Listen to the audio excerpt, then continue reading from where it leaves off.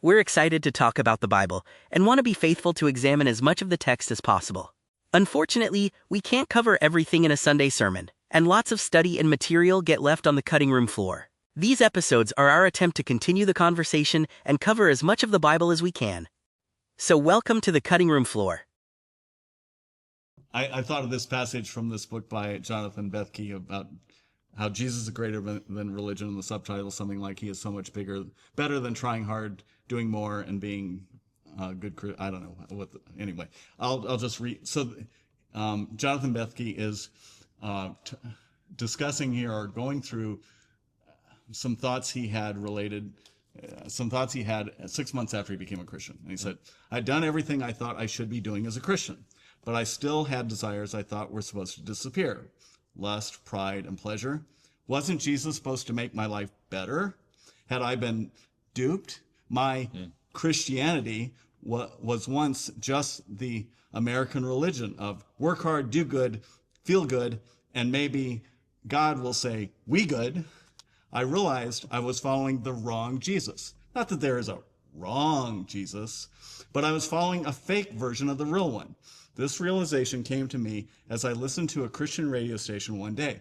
During a commercial break, they had a 15-second spot about the station that consisted of kids laughing, happy music, and the slogan, music you can trust because it's safe for the whole family. I remember thinking, safe for the whole family? Is Jesus really safe for the whole family? I realized we had created a Jesus who was safe for the whole family. But if we're honest, we'd ask, how is a homeless dude who was murdered on a cross for saying he was God safe for the whole family? Not to mention that Paul told us if we choose to follow his example as a follower of Jesus, we'd be treated the same he was. I think that's the 2 Corinthians passage where he goes through. Okay, so back to the book here. We've lost the real Jesus, or at least exchanged him for a newer, safer, sanitized, ineffectual one. We've created a Christian subculture that comes with its own custom rules, rituals, paradigms, and products that are nowhere near the rugged, revolutionary faith of biblical Christianity. In our subculture, Jesus would have never been crucified. He's too nice. We claim Jesus is our homeboy, but sometimes we look more like the people Jesus railed against. The same scathing indictments Jesus brought against the religious leaders of the day, the scribes and the Pharisees, he could bring down on many American Christian leaders. No wonder the world hates us. Most of the time we're persecuted not because we love Jesus, but because we're prideful, arrogant jerks who don't love the real Jesus. We're often judgmental, hypocritical, legalistic, while claiming to follow a Jesus who is forgiving, authentic, and loving. Sometimes people will hate us because we preach the gospel Jesus preached, and sometimes people will hate us because we're jerks. Let's not do the second and blame it on the first. If we honestly reflect on the scripture and the state of American Christianity, we'd be hard-pressed to say we haven't exchanged the real Jesus for the one of our own invention. God didn't create us to work at the food bank once a year and feel good about ourselves. He didn't create us to say, looking at porn only once a month is a victory. He didn't create us to walk by a homeless guy begging for money and think he'll probably just buy some beer. He didn't create us to come to him only when we need him, like he's our eternal dentist or something. The Jesus of the Bible is a radical man with a radical message, changing people's lives in a radical way. In the scripture, Jesus isn't safe. No one knew what to do with him. The liberals called him too conservative. The conservatives called him too liberal. I mean, think about it. His first miracle was turning water into wine. He made a whip of leather and went UFC on the people who pimped out the Father's temple. He completely disregarded any social, gender, or racial boundaries his society imposed. He called himself the Son of God. He called himself the judge over everyone, determining who goes to heaven and hell. He said things like, unless you eat the flesh of the Son of Man and drink his blood, you have no life in you. That's dangerous and weird. And as I was reading this, I was even thinking, you even said in your sermon that essentially they changed their God. They tried to change God into what they wanted right. God to be. That's right. So yeah, yeah. I think they hit it on like two tiers of it. Yeah. They re-identify God, Yep. and then they also are presented with God at his place on his terms, but they don't want that either. Right. So it's at a safe distance and in the way that I want to have Moses go and talk. Mm-hmm. And then right after, it's like, well, we'll just make an altogether new image of God ourselves. And we so want to do that. Yeah. Yeah, I think the more we peer into the text as opposed to going with the simple answer of, well, Aaron's being silly here, or he's making up a ridiculous explanation or something like that to shift the blame. No, I think it's a very crafted answer. I think his answer indicates that it's not just, well, some supernatural thing happened and I had no control over it. That's not his answer. His answer is that what we produced is Yahweh. So what are you talking about, Moses? Why is this a bad deal? We have done the right thing. We have claimed God is in our midst. But the issue is that they've made God in their midst, not that God has come into their midst. Yeah. And actually, this is going to be the problem that God is going to address in the coming chapters, which we're going to look at in the following sermon on this. So I think that's Exile Part 23. Is that right? So, yeah, I can't remember. So Exile Part 23 is going to be about... No, 22, right? This coming Sunday. Oh, sorry. Oops. Yeah, you're right. Sorry. Exodus Part 20, I think. Sometimes you say 22A, 22B. It's hard to keep up with it. We could be in the 30s by now. Numerically speaking, yeah, that's right. That's right. I think so whatever the next sermon is to this date, so that'll be October 5th, which I think it's part 20. It's part 22 or 23. How about that? Ish. And so we're going to look at chapters 33 through 34. I think what Aaron is hitting on is it's the sin of the garden. It's the sin of the Tower of Babel. It's that we're trying to redefine God in our own image.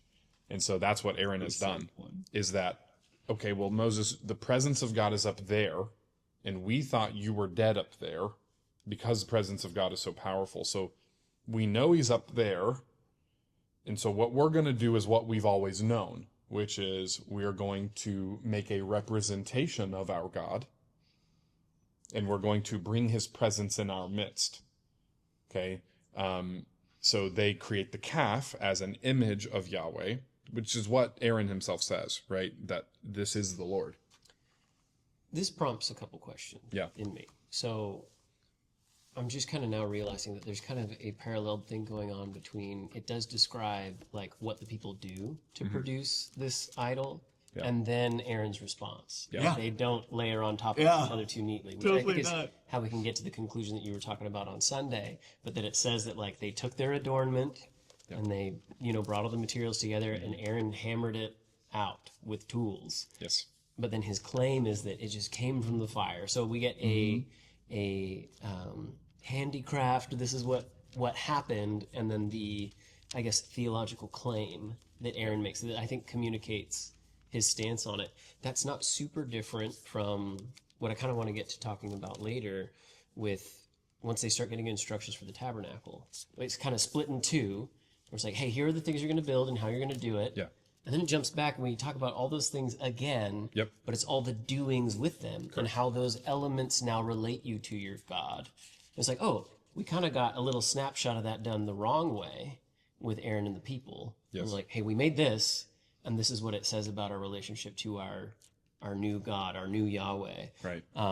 Which I thought was interesting. Like, we've seen that a few different times. Yep. Like, there is when we're talking about spiritual practices and stuff like that, a few weeks ago, that there's the influence and the listening and the yielding to the directing of spiritual powers and ideas and desires that lead to death. But it's like, but that same type of prompting and leading needs to come from the right source to produce life. So there's an interesting parallel there. My question behind why a calf is, I was wondering do you think that Aaron and the people could have mistaken the symbol of the covenant at Sinai for the identity of Yahweh, because Moses sprinkles them with the blood of a bull Correct. and begins giving them the law. Correct. And then do they set up for themselves an image of a bull or a calf, saying like, hey, this is it. This is what links us to our God, right? Is part of it a misidentification on the people's part? I don't think that washes away that they are obviously setting up an idol and a new identity for their God. But do you think that plays an element into it? That I've not considered that. However, I think that sounds like an appropriate. There's an appropriate interpretation that you're making there from the inference of the text. I think that could be accurate.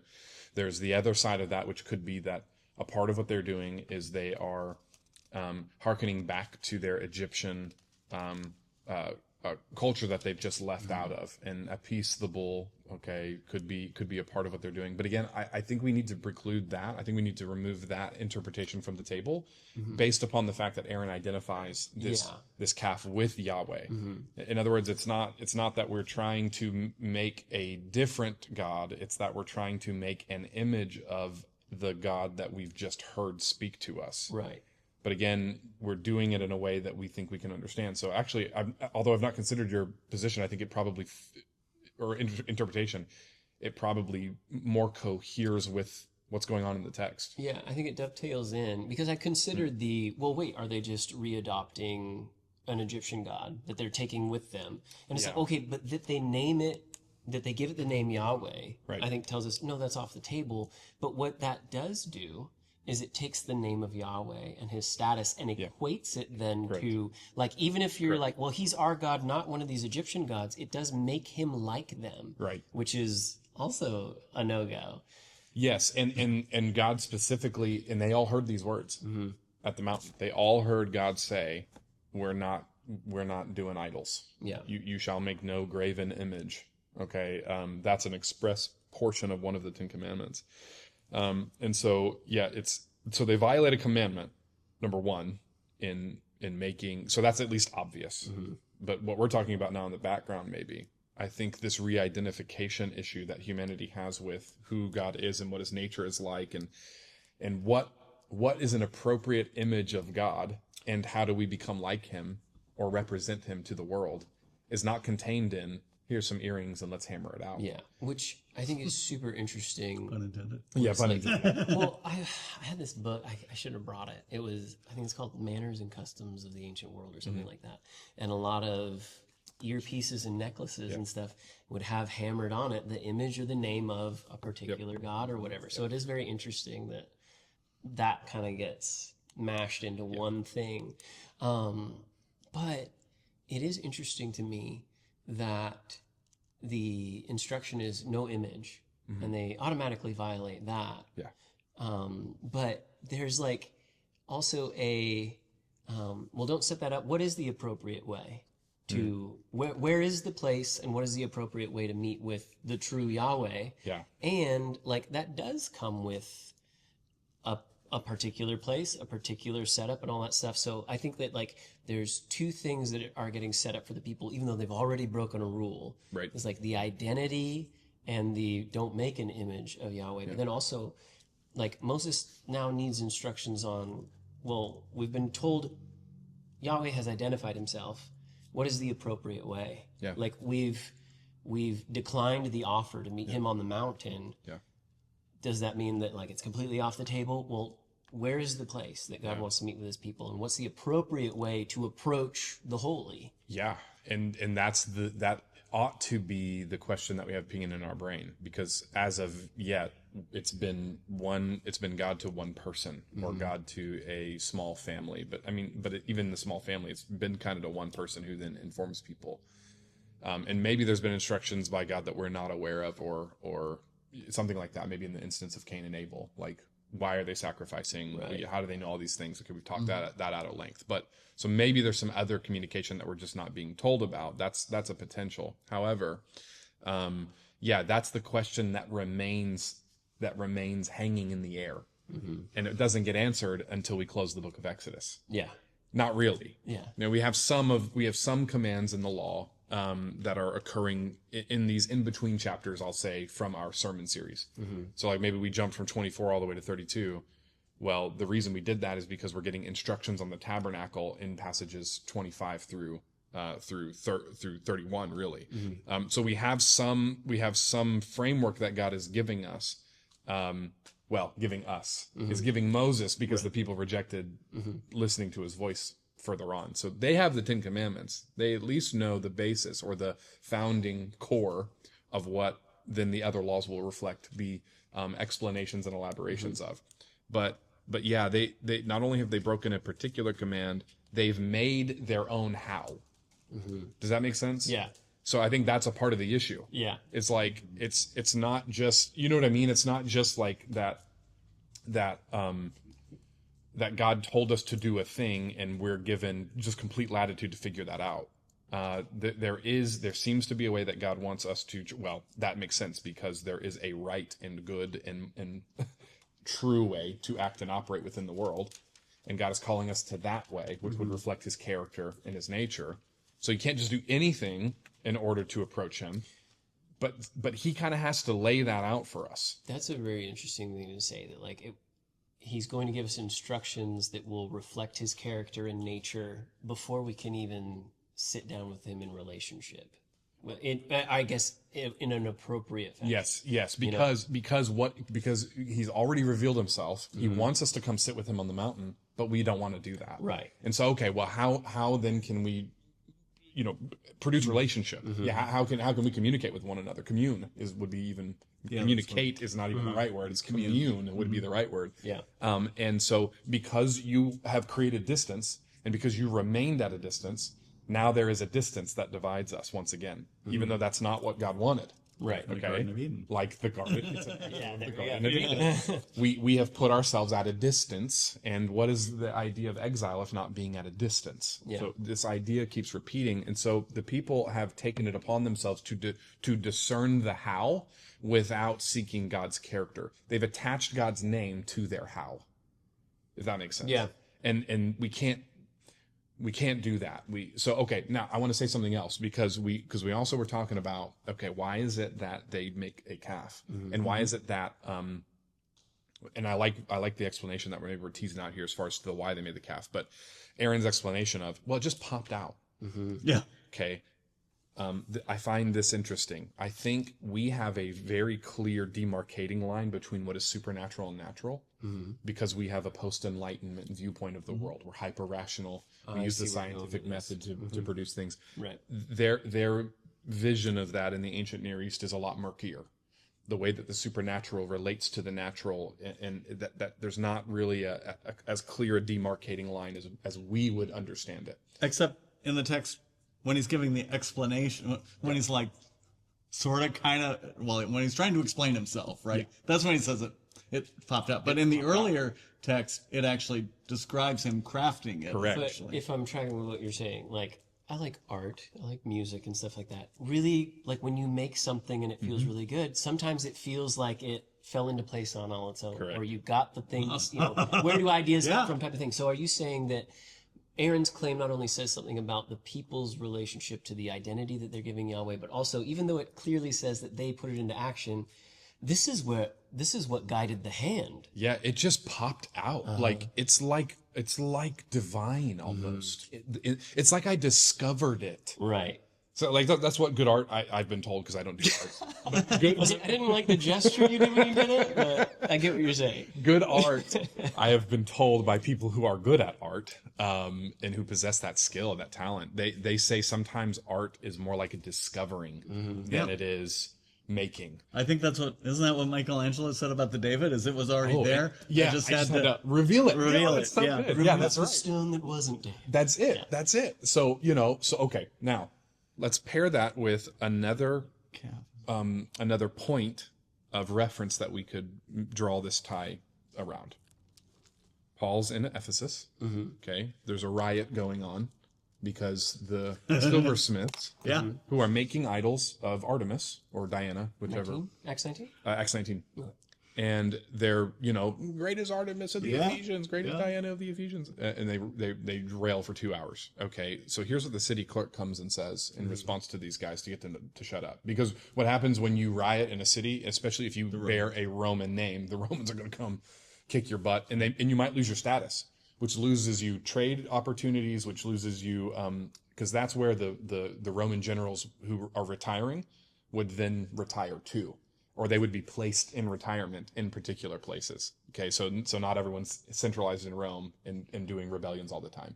So we put them in a nice cushy spot like Ephesus or Corinth or wherever else.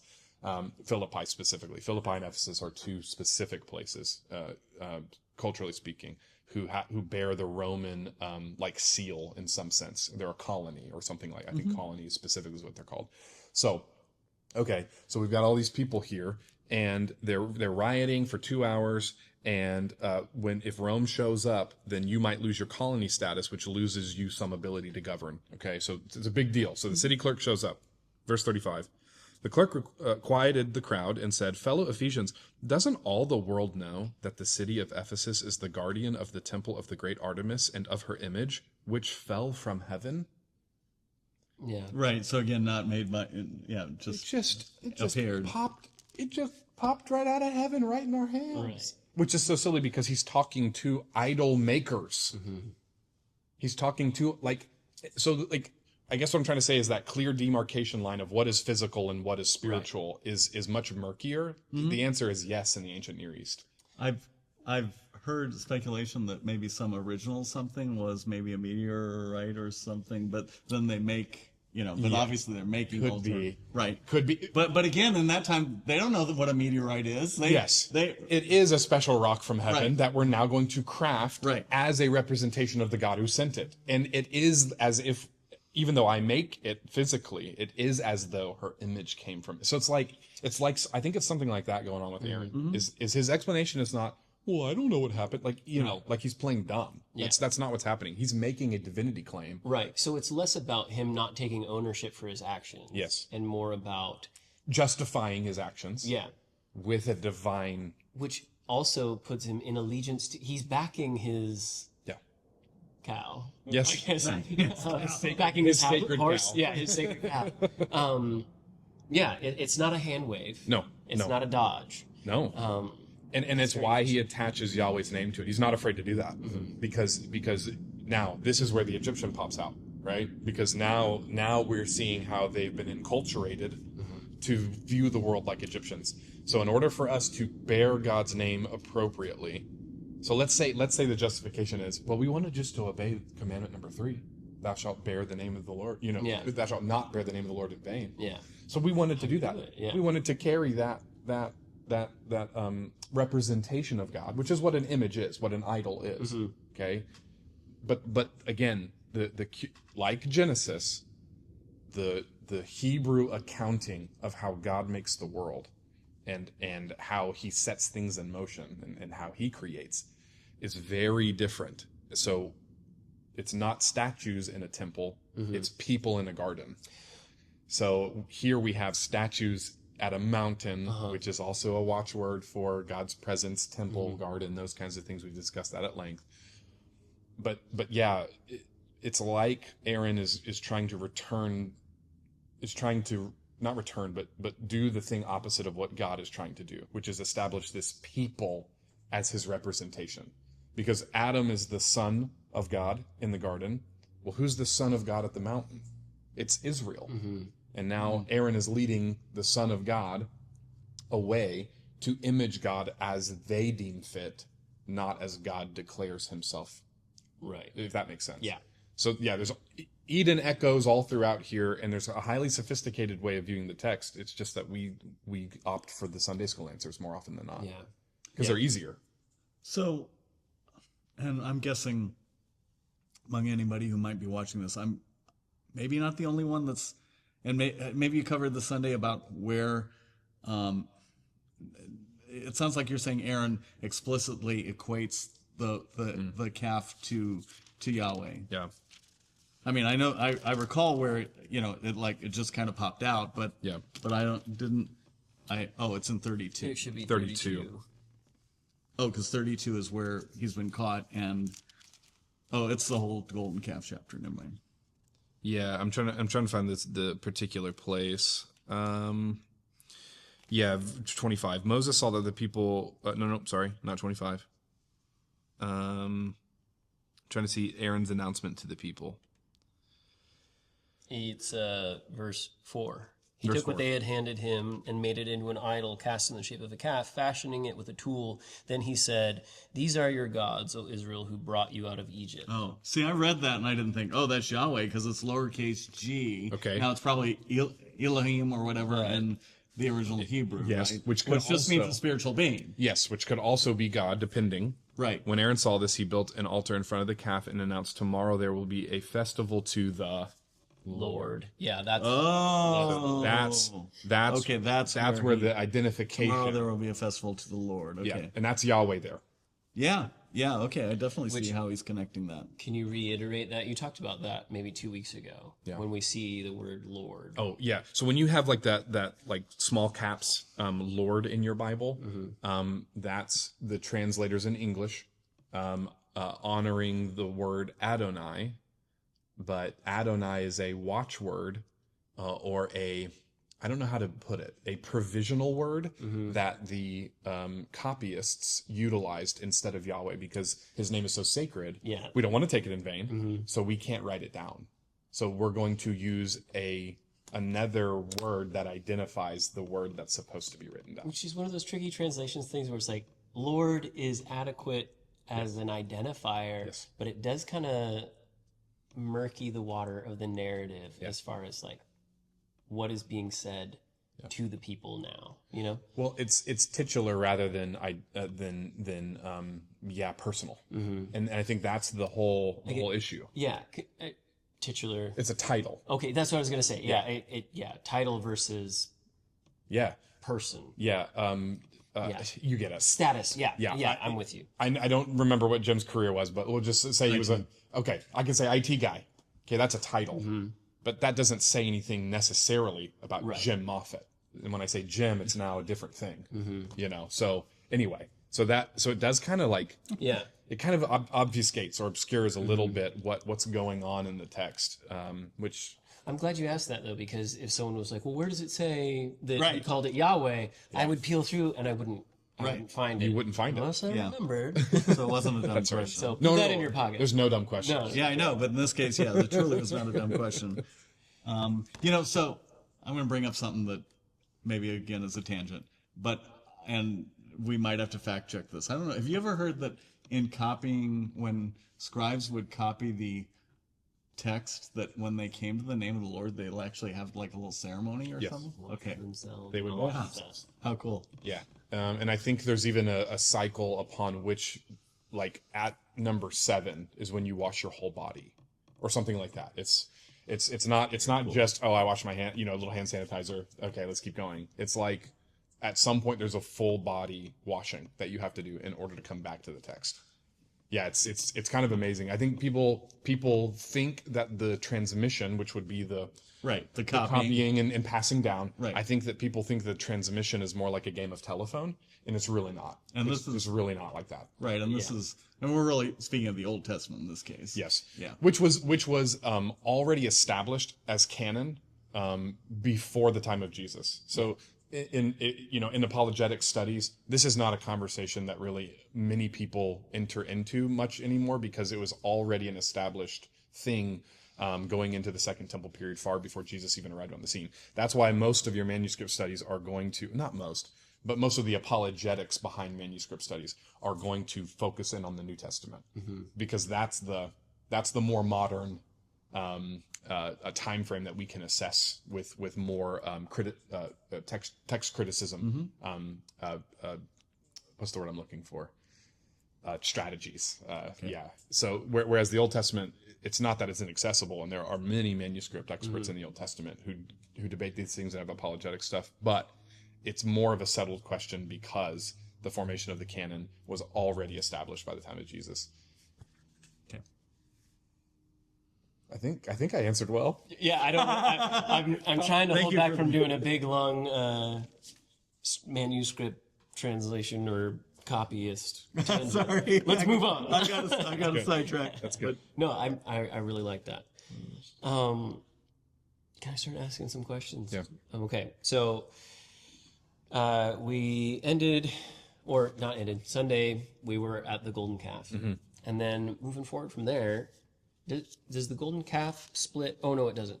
Oh, it does. Okay. So we kind of, if you're following along the chapters that we kind of jumped past, are 24 through 31-ish, where we start getting instructions for, like I was saying earlier, what is the appropriate way to meet with, house, what are the right elements? The calf is certainly not it. What does it look like to meet with Yahweh on his terms since we declined the mountain?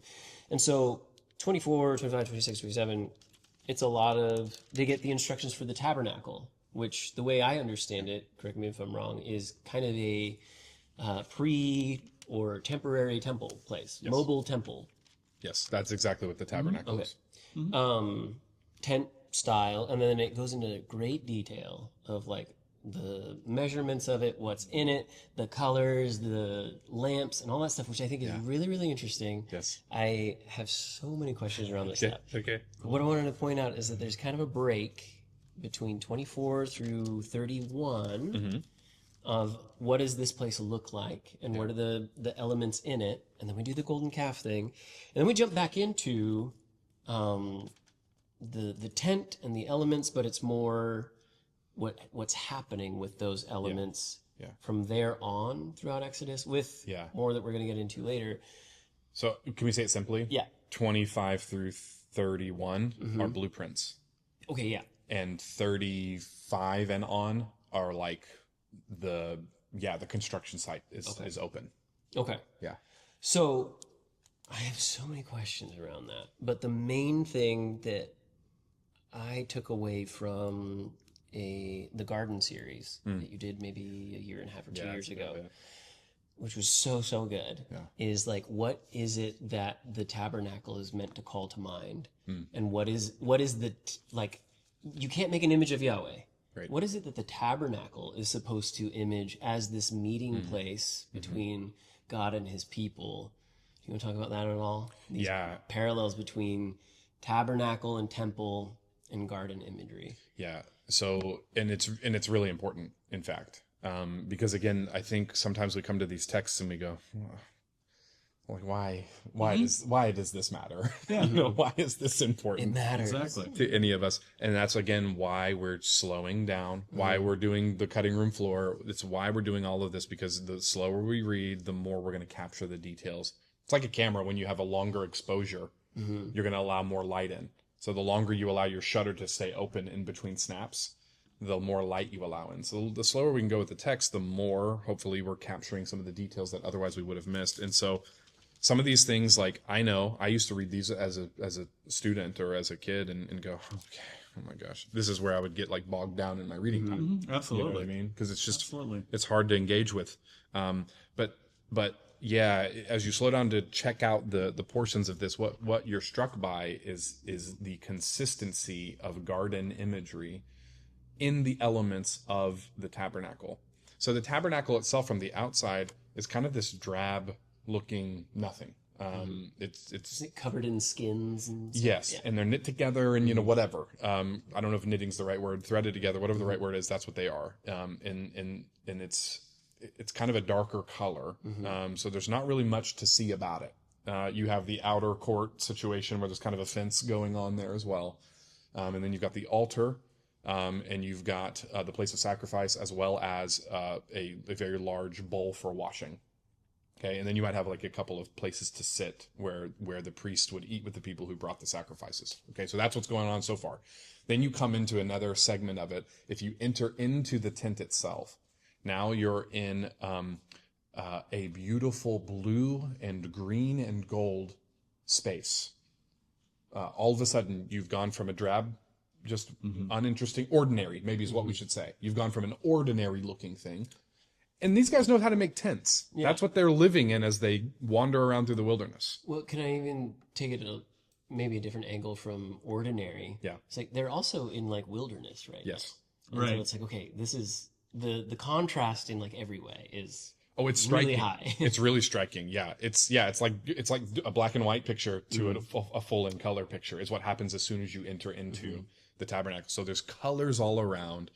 You would immediately be hit by the incense coming off of the incense altar, which has particular elements that smell animalistic and earthy. There's cedar. There's like woodsy smell. Yeah. So immediately you're struck with a natural, but like in the good way. You know when you take a walk by the ocean, you catch that smell. Or when you're out in the forest, you catch that smell. That's what's going on as they walk in. It's a unique identifier. You also be struck by the menorah candle, or the menorah stand, which is the lampstand that has I believe it's six branches with blossoms coming off and leaves that are hewn into the design. So that's imaging a tree. Well, when's the last time we saw trees in the story? Okay. Right. Garden of Eden imagery is what's going on all throughout. We've got pomegranates on the priest's ephod. We've got pomegranates stitched into the inner walls of the inner tapestry, I guess you could say, of the tent flaps. You've got the cherubim who are seen guarding either this way or this way. It might be this way, actually, now I'm thinking about it. Cherubim whose wings are guarding the entrance to the most holy place. You've got bread signifying God's provision through the manna. Okay, so the point is there is garden imagery all throughout, even as you enter into the most holy, the Holy of Holies. There's garden imagery there. Again, you have the two cherubim who are creating the seat, as it were, so for God to inhabit. Outside the Holy of Holies. Spread inside across the mercy seat, facing each other. Facing each other like this is, I think, how artists render it. And in the Holy of Holies, so only the high priest sees it once a year. One time a year. At Yom Kippur. Yeah. Okay, interesting. But see, the other thing is, when we're talking about this creating an image and stuff, I'm thinking those cherubims are created, right? Well, I do have a question. God commands to do that, but it's also interesting that it's, so it's an image. It's an image, but in a worship place. An image of maybe heavenly counsel or heavenly beings. But I do have a question related to what Jim just said, where I was like, okay, if we pointed at the cherubim, I'd be like, I think it would rightly assume that no one in there would assume that that's our God. They would see it as servants of or guardians. These are guardians. Yes. But I do have a question, because we talked about this, I don't know how many weeks back, that the early Israelite people are not the only ones to tabernacle. Yeah. Lots of cultures tabernacle. But the big difference is when you go inside, where's the idol? Where's the idol? Yeah. But it does make me pause, because once we get to the Ark of the Covenant, is the same thing, mercy seat? Yeah, the mercy seat. Okay. That sits up on top of the Ark of the Covenant. Okay. Yeah. So many questions. Where it's like, okay, there's an awful lot that's going to happen with the Ark of the Covenant. Oh, yeah. The Spirit of God goes with it and all that stuff. Oh, yeah. What is it, if someone wanted to, fold their arms and be like, well, how is that any different than an idol? How is that not just the image bearer of your God? And I get that it is a seat or bench or table and then has these beings. There's not an actual image of an individual. Yeah. But is it that this is the throne? Or Yes. This is, okay. Throne is what was pinging in my brain. So I think if I wanted to be critical of it, I'd be like, that's the same thing. Right. But the thing that would be in contrast is it would be like looking at an empty chair. That's it. Okay. It's exactly like that, in fact. That's very helpful. Yeah. Yeah. It's as simple as that. It really is. So Now, well, I guess not as simple as that. So what happened? What happens is, unfortunately, the people do treat these pieces or elements like they are God's representations on earth, and actually God condemns them. And there are consequences for this practice. Yeah. So it's not as though they do this, or we can look critically at it and go, well, it is the same thing, but it's not, because even God shows up later in the story and says, what you're doing is bad. It makes me think so much more like even now it's clicking together as far as like there's so many rules about, you know, what things are supposed to look like, how you're supposed to handle them. And with the Ark of the Covenant, if I am thinking of it as a throne or whatever, there's great details about like, hey, put these rings on the side. You're going to take these Asher wood beams or some particular kind of wood beams that's how they're supposed to carry it. Don't put it on a cart or whatever, which makes me think of, well, if I'm thinking about an idol or whatever, like, well, let's cart this thing around whatever way's most easy. But if you are bearing royalty, I don't think, if God's like, no, don't cart me around behind an animal or whatever, you bear me and not in vain kind of thing. It changes the way I relate to that particular, I don't know, element. Element. The way we engage with it. And I think that, so there, we could really break down some stuff here. I'd have to do some research while we do it, because it's not just on the forefront like that. But the way that the Israelites are commanded to engage, even with these signposts, we could call them, of God's presence, although they are not His image, they in some sense signal our eyeball to Him, our sense of smell to Him, our sense of presence to Him. Okay, there is a way in which the way we approach them and act towards them and with them does matter. The form of ceremony does matter. Go ahead. I was going to say, they came from Egypt, and Egypt had a certain way of setting up their temples and worshiping their God. And and again, this gets back to my, forming of culture, that God had to give them instructions, and presumably I don't know enough about Egyptian mythology or whatever to where how did they, who knows. But anyway, but they didn't have anything. They didn't have any notion of how it should be done. So God explicitly tells them how it should be done. And that's the main point. And maybe specifically doesn't want them to do it like the other guys do it. Maybe. Correct. Or and even if there are things that are shared, culturally shared. So sacrificing an animal for God, there's nothing new there. Right. But again, the form, who it goes to, how you're supposed to do it, what part of the meat is acceptable or not, how the priest engages with that, where it goes, and what's going to be done to it, all of that is different. It's different in comparison to the other cultures. I did think it was interesting when I was reading about what they use to make all these different elements within the tabernacle and stuff like that. When it talks about the golden calf, everyone brings their adornments, and they put it together. Same thing happens, though, when they, the calf gets ground down and put in the water. And everybody got to drink that. Drink it. So intense. But, same kind of thing. The people bring together their... I don't know, precious things for the sake of making God's house. What's up, Jim? I'm going to backtrack us back to I was struck by the Moses made them drink the water. Because it's like, you've had this riot and you've been rejected, and he has the courage to even attempt, you know what I'm saying? How does, it's kind of funny because sometimes, my spouse may say, I made him, or I'll hear a spouse say, I made, so-and-so. You don't make your spouse do, unless there's physical abuse in the relationship, sure. You don't make your spouse, but Moses made, okay, interesting language. Yeah, well, and I think he puts the pressure on, right? What do we mean when we say I made someone do something? But also maybe he had authority just because he's alive. He's like, whoa, we thought you were dead, dude. And you're alive? Also, where are they getting their water from? So this is... Okay, I think there's he's forcing them to to reattach.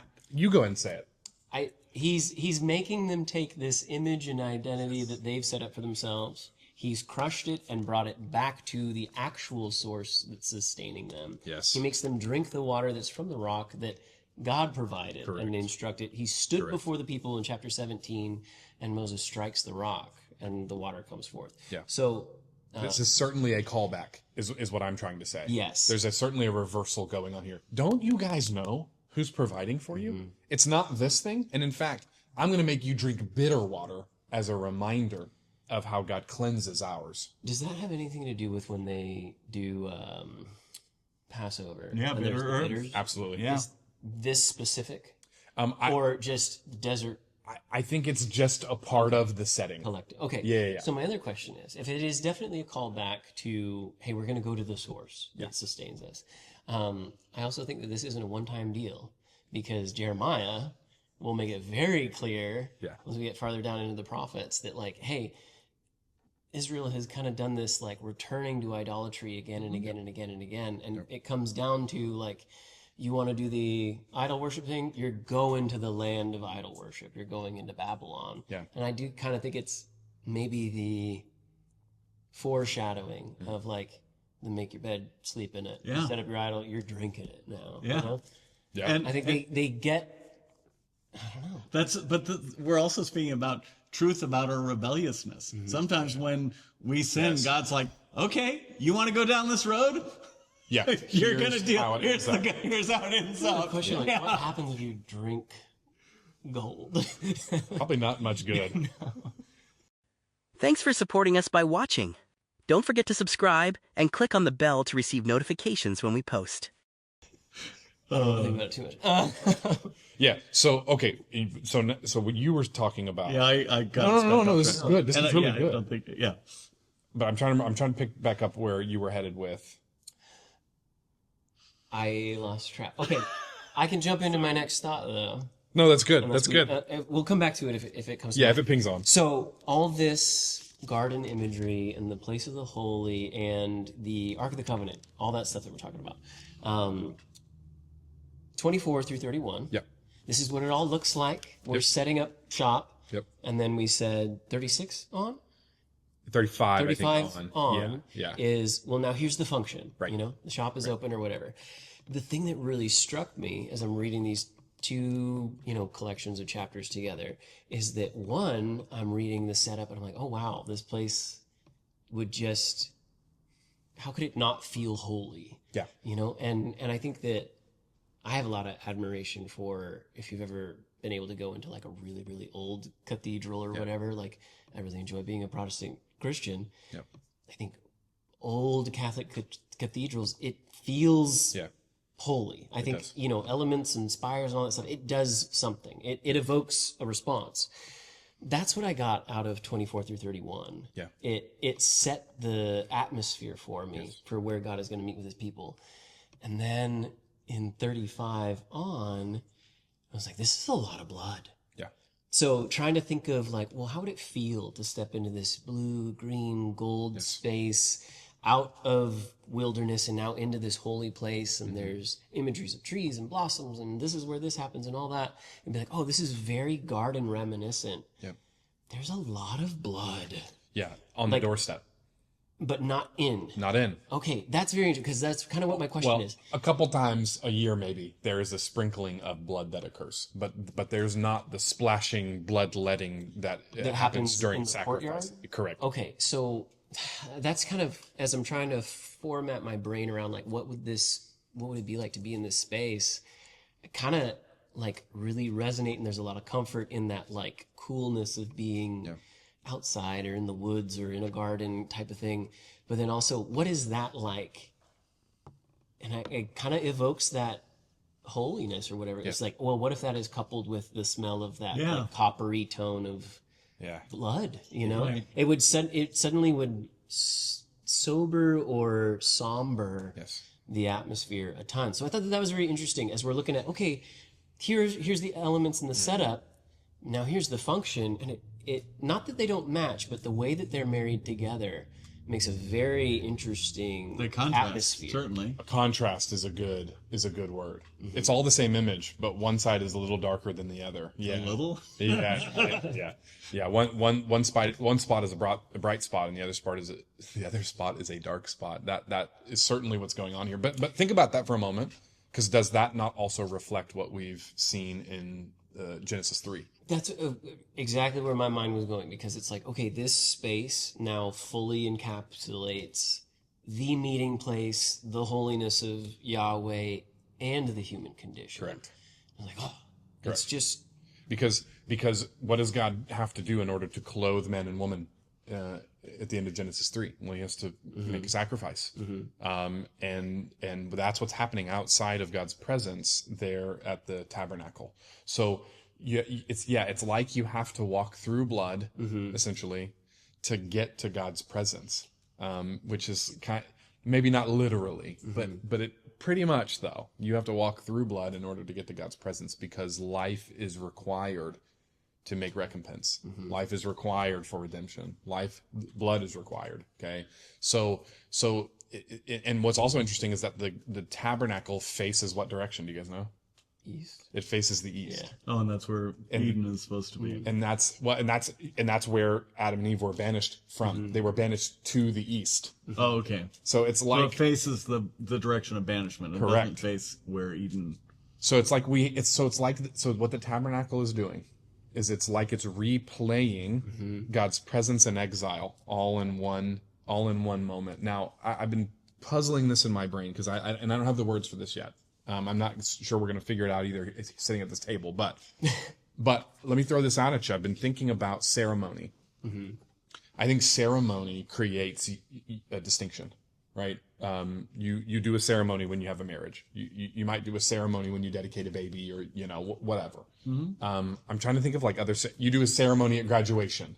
And we go to a church where we don't do ritual, right? But Correct. For so much of church history, Yeah. every Sunday was ritual. Was a ritual. And a lot of churches around the world, every Sunday is ritual. That's right. And so I'm pinging on this idea of like ceremony creates intentional space, and intentional space, it is holy space. Now, it might not be holy in terms of like God's holiness, right? But it would be distinct and set apart at least. So I like to think about it. I've been thinking about it like this. My bathroom is holy. Okay. Yeah. No, my bathroom is holy, but I don't mean that in the sense of it's unique and righteous or things like that. Set apart for a particular purpose. It's set apart for a particular purpose. And I don't really like that. We don't go eat dinner in there. Right. Yeah. There's a particular place or a particular purpose for that place. In the same way that there's a particular purpose for my table. We don't do I don't sleep on my table. Right. Even though I do a lot on my table, I don't brush my teeth there. You guys get the thing I'm saying. But the ceremonies that we conduct, and I think the more we can think of our lives as a practice of ceremonies, I think the more we can be intentional with the way we inhabit those things.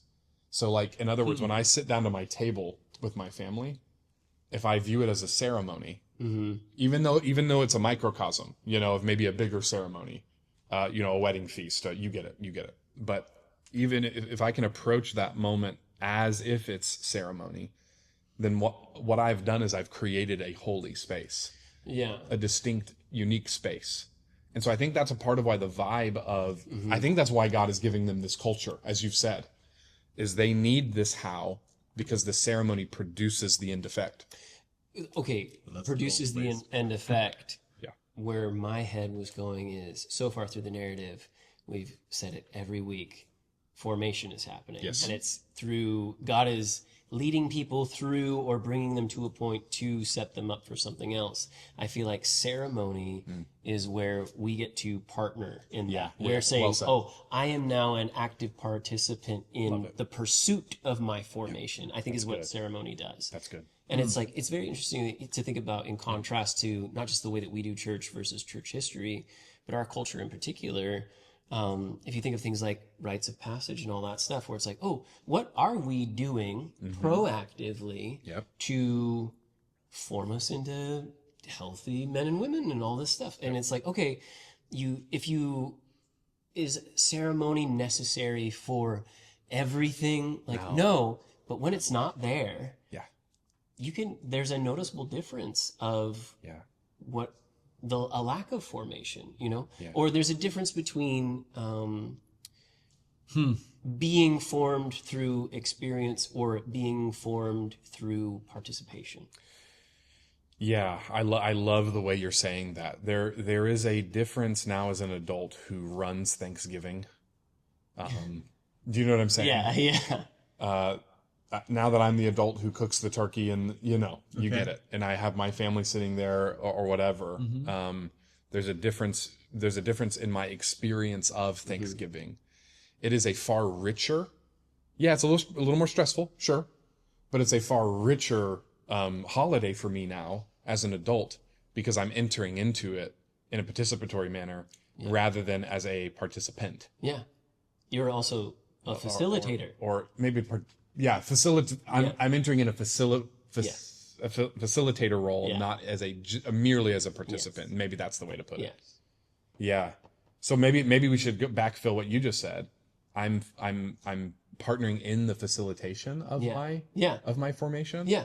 Huh. Which okay, because let's keep stringing out this analogy, because if what God is wanting to produce between his people and himself is approach me in my space or whatever. We're doing the Thanksgiving metaphor. Yeah. You are now facilitating the meeting place between people. Yes. Not just being invited to the table, but you're in it. You and I have talked about this before, that both are great, but there's a big difference between the Thanksgiving meal versus the post-Thanksgiving everything sandwich that we all love, but it's not the same. It's not the same. So... Yeah. In the same way that it's not the same to sit at the table as it is to set the table. Yeah. Yeah. So I think there's something, and like I said, I don't fully know I haven't got my arms yet around the importance of ceremony completely yet, but I think I'm starting to touch on something here about ceremony. Now, obviously you could go too far and ceremony could become the thing. And that misses the whole point. Yeah. That misses the whole point. But yeah, I think there's something really deep and mysterious about this idea of ceremony. What is it that creates this unique space that I'm entering into, that creates not only an atmosphere that I feel, but also even in the way that I engage with it? What is it? I think it comes down to I'm being intentional with this. Yeah. I think it's a partnership moment. Yeah. Where, the invitation was up the mountain. Yeah. Well, now it's make a meeting place. Yeah. And I think that's very interesting. The other thing that kind of struck me in reading these chunks about tabernacle and elements is the way that it was described with the golden calf. Yeah. And what Moses hears down below. Yeah. I think in 34. Where is that? 32. 32, sorry. 32 says, verse 18... 17. When Moses heard the noise of the people shouting, he said to Moses, "There's a sound of war in the camp." Moses replied, "It's not the sound of victory. It's not the sound of defeat. It's the sound of singing that I hear." And earlier in chapter 32, it talks about how the people gather to sacrifice and then participate in revelries, whatever that looks like, and all that stuff. So it's like, okay, we have a redefining of God, a co-opting of his identity, and the intention of the people is reflected immediately after. Now that we're given the ordinances of this is what the tabernacle is going to look like, this is all the elements, we also get an indication of the people's response. So for as much as I want to poo-poo on them for you guys broke the first rule immediately. Yeah. The way they respond to this is what these things need to look like. I wrote down some of these verses because I think it's just the artsy side of me really wants to resonate with it. But, chapter 35:26 says that all the women whose hearts were stirred within them to use their skill. Or 29, all the men and women, the people of Israel, whose hearts moved in them to bring anything for the work that the Lord had commanded by Moses to be done, brought it as a free will offering to the Lord.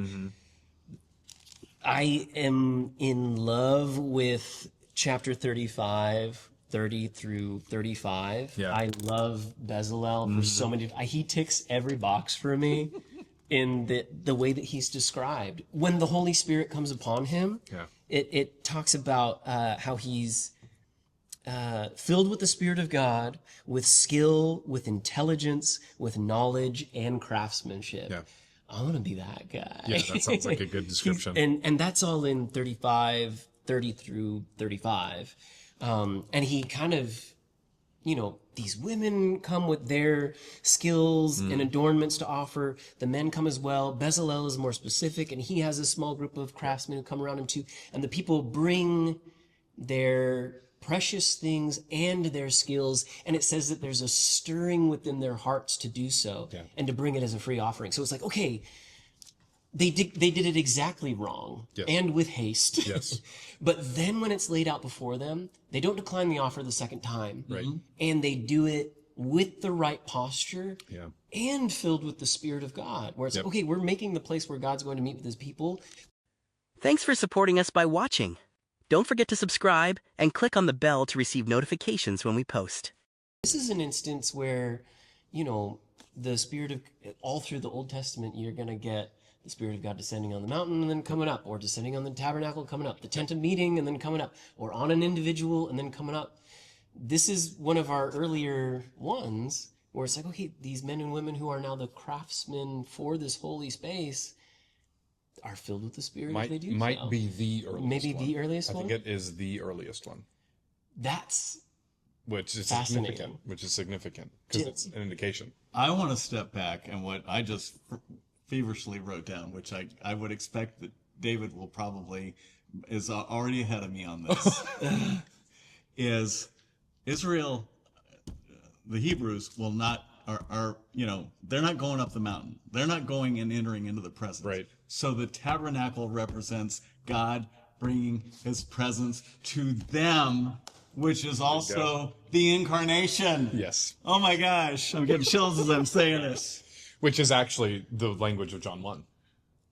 Okay. He came in, dwelt among Tabernacled with us. tabernacle. There we go. It's all over, dude. It's so good. So okay. So no. sorry, but I mean, Don't be sorry, I feel because that's like amazing. Yeah. This is the insight we need. This is the point. So when Bezalel is described as receiving the Spirit of God, it's interesting that it doesn't accompany with laws. So I just want to point out what he's described as. So you're go ahead. Oh my word, David. This just hit me like He's a from the wave. tribe of Judah, too. What he is from Judah, but what was you at the very beginning? We were like, "What's Aaron's claim?" We know that he fashioned it, Yeah. but There it is. what prompts or brings it through? It popped right into the fire. Okay, and we said that, like, you know, the leading or influencing of spiritual powers or ideas that lead to death versus ones from the right source. We're now witnessing not just an inverse, an undoing almost of the, which keeps happening again and again and Over again. and over and again in the story. It's so good. It's so good. For anybody who thought that the tabernacle adornment, you know, schematics is boring, it's not. It's not. It's not. It's actually pretty thrilling. Again, if we are in tuned to the details. But yes, so he's hit with the Spirit of God. He's being directed by wisdom, understanding, and knowledge, okay, and skill to accomplish the thing that he's been tasked to do. I find it interesting. Yeah, there's instructions for how he should do that, but there's not. The instructions don't read like this. Step 1, open your eyeballs this morning. Yeah. Step 2. Okay, I could get really pedantic here, but I think you get what I'm trying to say. Yeah. It's like, we have an idea of what we want to make. Bezalel, go make it. Which pairs so well with, like, well, what is it the law was supposed to accomplish? Thank you for setting that up so perfectly. What is it that the law is supposed to communicate and accomplish? It's wisdom. It's wisdom. So, and to try to pull away from any idea that Bezalel and the people who came to make these things were just swept up in a artsy self-expression or whatever. Yeah. That intelligence, skill, and knowledge is partnered with the craftsmanship. Yes. I think means that he's not just making things that, well, this feels right for a holy space or whatever. Right. I think he's, you know, even though even though it's not so specific to the letter, there are frameworks. Absolutely. I think he is doing it thoughtfully, thoughtfully prompted by the Spirit. Correct. Is maybe the way I would want to say it. And I think there's some insight here too about the nature of the way in which God partners with us. So, like, we're getting here an early capture of a New Testament idea.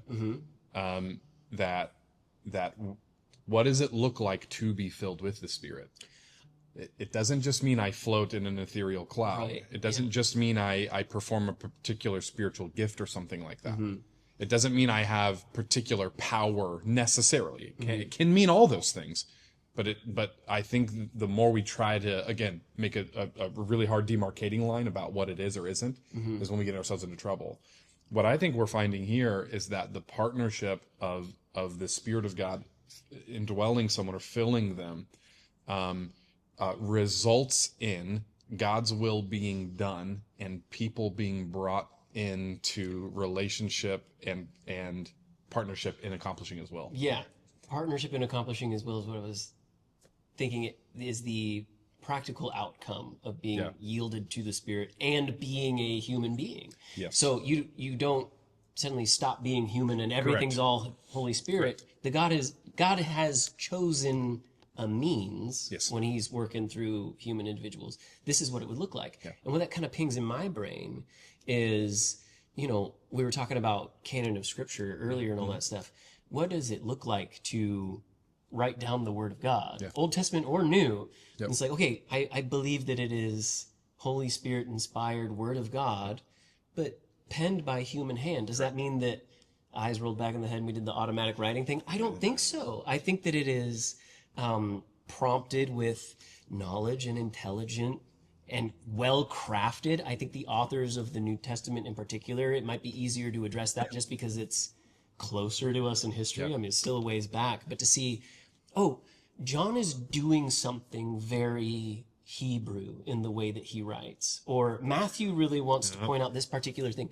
I think that there is it's not a contradiction, or they're not in opposition to each other to say there's an agenda behind what the human author is trying to communicate, but it is in response to the prompt of the Holy Spirit. Yes. This is what God is revealing about Himself via this particular craft. I think even in His Word. That's blowing my mind. Yeah.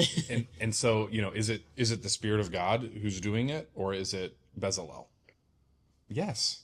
Mm-hmm. Yes. Yeah. That's the whole point. And that Bezalel as a participant doesn't detract at all God from it. At all. Yeah. Yeah. That's the amazing reality of how image bearers are supposed to act and operate. Mm-hmm. They're not supposed to be ones who redefine God's image on their own terms. Right. They're supposed to be filled with His presence such that His image gets born out in us through the things that we produce and make and do and through the fruit.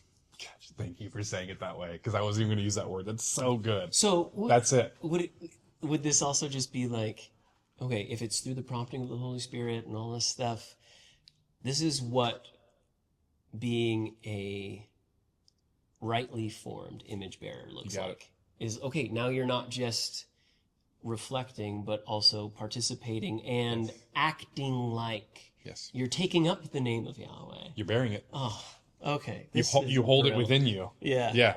Or however you want to say that. Yeah. I think that's why pictures and portraits of when the Holy Spirit falls in the Old Testament are really important for us. Mm-hmm.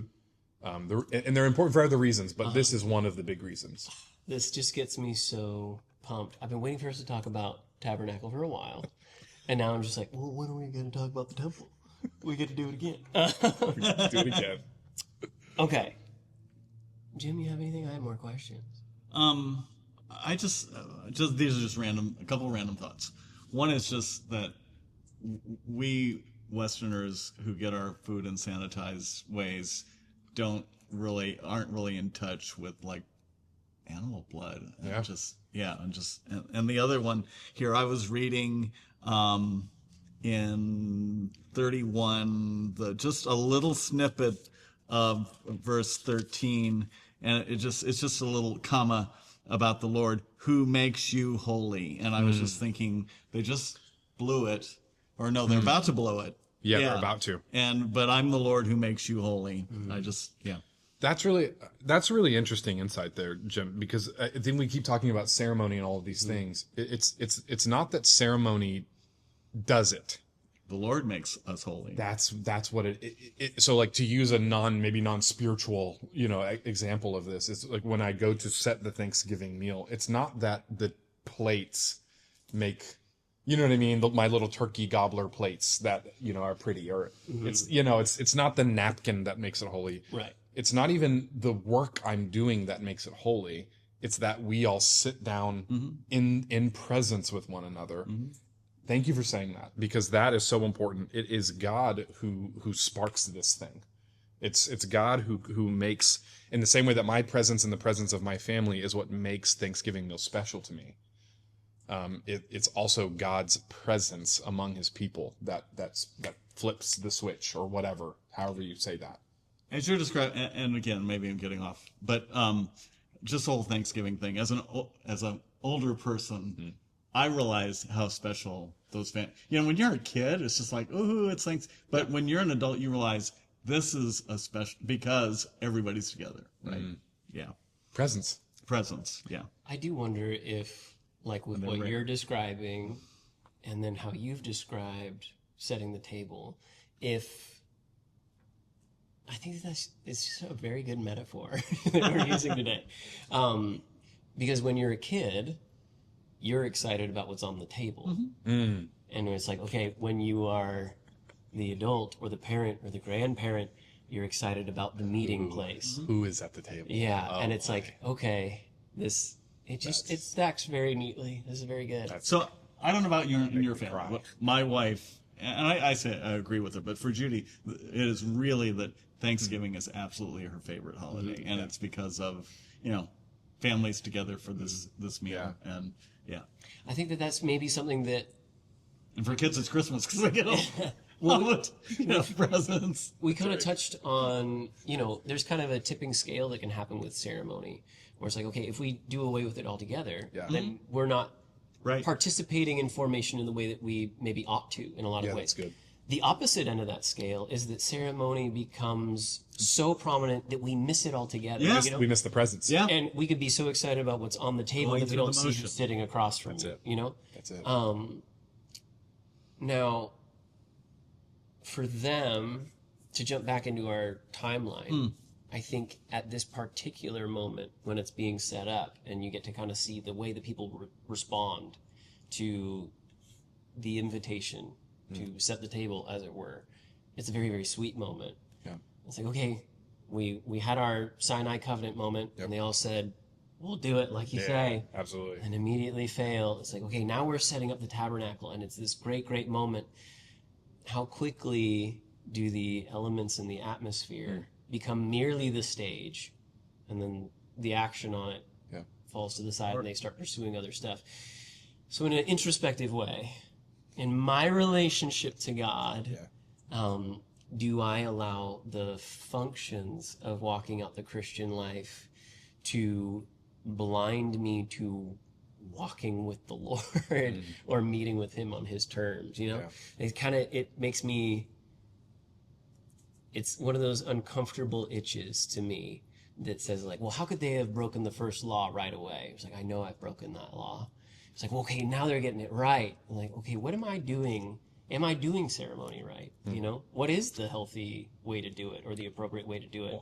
And I think we've hit on it. It's inhabiting it with your presence. And I think that would be the distinction. So whether or not I experience God's, like a kairos moment, like I feel like God's presence is imminent, and I have a feeling of his nearness or something like that.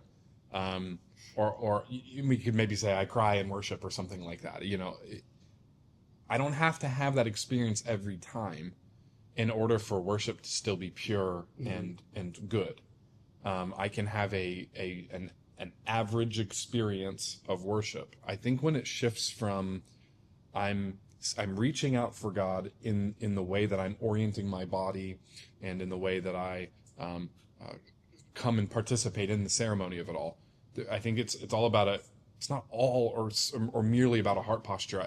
I think that's where it comes from. Maybe that's the source, but I think, like, there's a way in which I read my Bible some days where it wasn't, you know what I'm saying?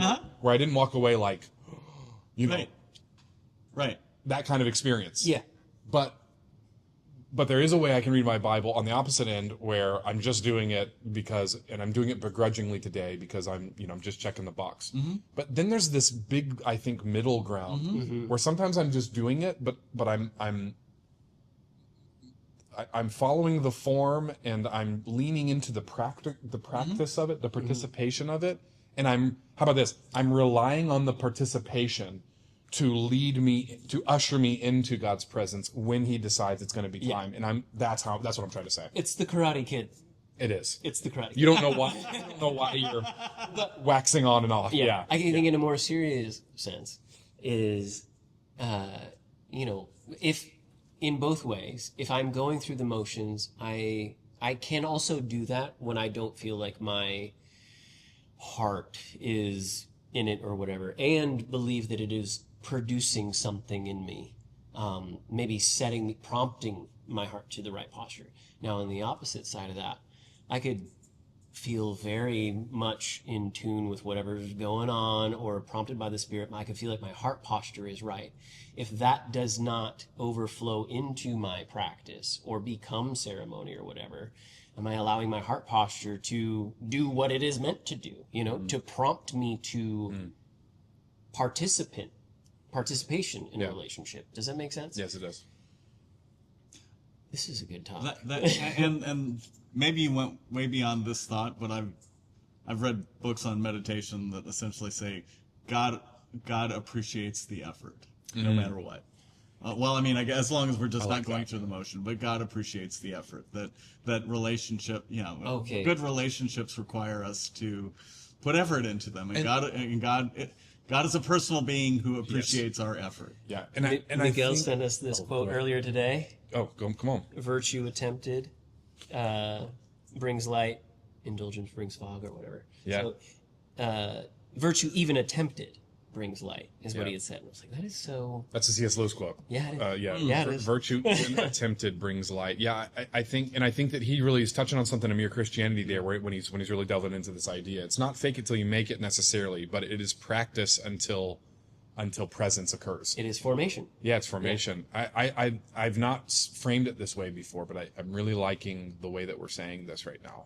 I'm going to have to ponder this. This is We're going to do a theme on ceremony at some point. Well, and David, as I sit here with the pastor of my church, I think, would there be some times, I don't know, let's throw out a number, like maybe 4 times a year, where we embrace liturgy, and maybe it's not even in Sunday morning, but it's like something separate. And maybe we even partner with a church that embraces liturgy more to introduce us to that beauty occasionally for us to appreciate it. I feel like that's an interesting thought. I've noticed you do that in a proactive sense in the way that we do communion. Communion, yeah. Which, I've been at other churches and I think it's a great way to do communion. I really like it a lot.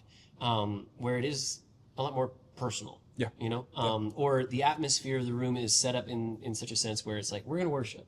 Yeah. And come forward, get the elements when you feel led, pray, all that stuff, which is really, really great. I was not familiar with at all until coming here when we would do a corporate confession. Yeah. And you would lead us through a prayer and then we all recite something together. That's not something that I had interfaced with at all before.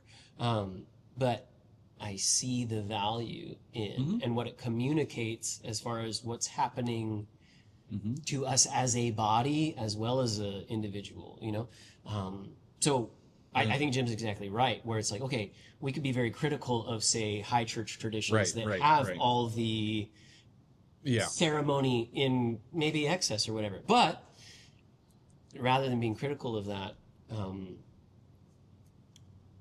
what mechanisms do they have that I could benefit from? Absolutely. That's an interesting thought, Jim. I'm gonna ponder that too now. And maybe we can talk off camera, but I have a son whose father-in-law grew up Quaker and now is a Catholic, and I think he has tremendous appreciation for liturgy. So well, and I would identify with that. The more that I've become acquainted with church history, and the more that I've heard the people, these luminary minds, Athanasius, Anselm, Irenaeus, the more that I have interfaced with their work, And the more that I've studied the form of church, the more that I recognize the beauty, the meaning, the intention, and I get it that all things can become rote and routine. Yep. That's everything we've been saying so far. But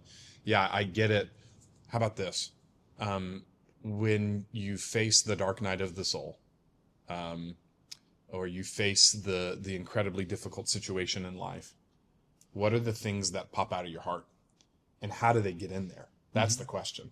Okay, because I've known people who aren't church people, but when they're facing a really, really difficult thing, life or death situation, all of a sudden, "Our Father who art in heaven, hallowed be your name," pops out. And it's like they learned that when they were 8 years old. So like I get it. Tradition can become mere tradition. But at the same time, how do we get things in our hearts? Well, you have to do some work. You have to do some repetition. You have to. So I think there's beauty. There really is some beauty and function. Not just beauty. There's some practical nature to what liturgy is. And so yeah, I've been back and forth. I love your idea. I'm going to ponder that seriously. What else you guys got for us today? Because this has been. Oh, you're fine. This has been exciting. Can I share like personal anecdote? Yeah, come related on. to that? Okay. Of course. Sum up with what you were saying about, what is it that you're doing in repetition, and then the dark day of your life happens, and then the right prayer comes out or whatever. For me personally, in 2011, my family, I was not there. My family was living in Alabama, and a tornado went through their house, and my dad died. My brother was very broken. My sister was trapped. My mom was hurt, but okay. Anyways, that happened. All my upbringing, my dad did not go to church. My mom was the one who took all the kids to church and was very disciplined to be up before everyone else. I always remember her having her Bible out. She had her worship sheets that we had from the songs we had sung the Sunday or Wednesday night before, and she would be at the kitchen table doing her reading, doing her devotions, singing those songs to no music. And I would hear those through the door of my bedroom, and I would feel a little annoyed as a teenager or whatever, because mom's doing her thing and nobody else is up. And you're trying to sleep. Every day. So when that very, very dark day happened, I wasn't there. The way my brother described it is he described my mom as he reached out to hold her hand because he couldn't move from where he was. He was broken real bad. He's holding my mom's hand, and he said that she felt like a balloon on the end of a string, and that her whole world had just collapsed, and that she was just drifting there. But that all that she could do, or all that she was able to do, was to sing those same songs that she would do every morning. And like, to my shame, I think about how my young teenage self felt bothered, and now how much I desire to have that instilled in me. Lord, produce that kind of formation in me, but please never put it to the test. Because that is one of the most admirable outcomes of a dark day. Yep. But in what you practice, becoming the thing that forms you to the response for when you're prompted to praise, or as an outcry for when you have nothing else, when your home is gone, when your husband is dead, when your children are trapped and broken, is when my mom sang praises. That's a miracle. Yeah. Thanks for sharing, Devon. Yeah. Awesome. That's wow. I think that is, I think that's a part of the purpose of what God's doing here, in these texts, and a part of what He's trying to pattern in our lives. Your mom is she lived out the Spirit of God within her, formatting her across wisdom and instruction and skill, so that those fruits of the Spirit, as you said, would display, so that even her kids would witness, like your wife said this past Sunday, even, Yeah. that the testimony of your mom's life would produce the results that it did. And I would imagine that your father coming to Christ when he did Yeah. had a lot to do with your mom's influence. And so bless her, my goodness. Yeah. And thank you for sharing that story. What a tragedy that you and your family experienced, but what a beautiful hope in the midst of tragedy. Wow. Yeah, and I think that this is what God's after. He's after this formation. I think about someone like a Job, Mm-hmm. Who, in a very literal way, maps onto that story. Yeah. A great wind comes and blows down his whole family, and Job's response is to sit in silence for 7 days, and it is to say, "Well, Lord, I don't know why, but I know you." And because Job was formed, and he, there's a long conversation that happens afterwards that maybe he and his friends get wrong, but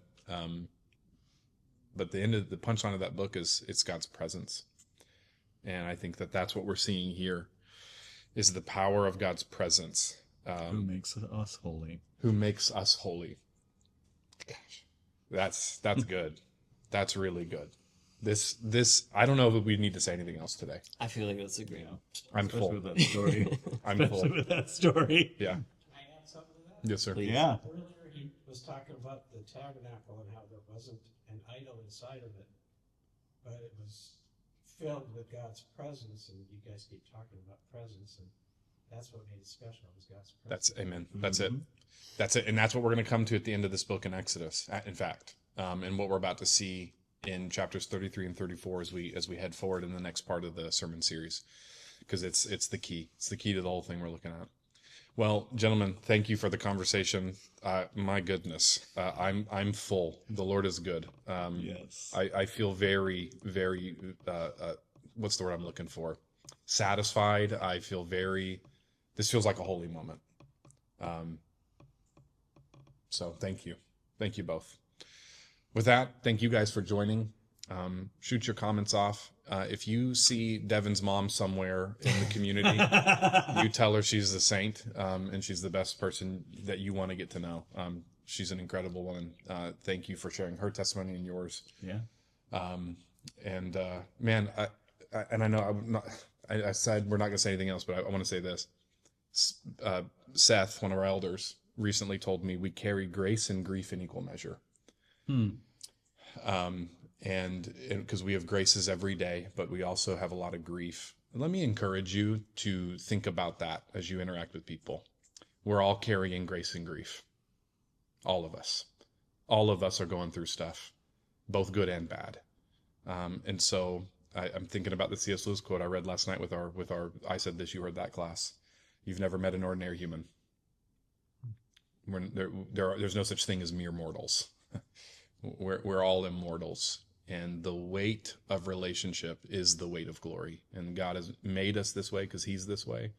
And so I would invite you to consider how you can spur one another on to love and good deeds by the way that you approach people, recognizing that today might be a day of grief. Today might not be the day of grace. And yet grace is just on the other side of that grief. So I could keep talking pastorally, but I think we'll end it there. Thank you all again for being here. Thank you guys for watching. Send your questions in. Make your comments. We love y'all. Thanks for joining us for another episode of The Cutting Room Floor. If you have any questions or want to know more about what we discussed, send an email to Church on the Rock. Like and subscribe to receive notifications for any videos we post. May God bless your study of His Word.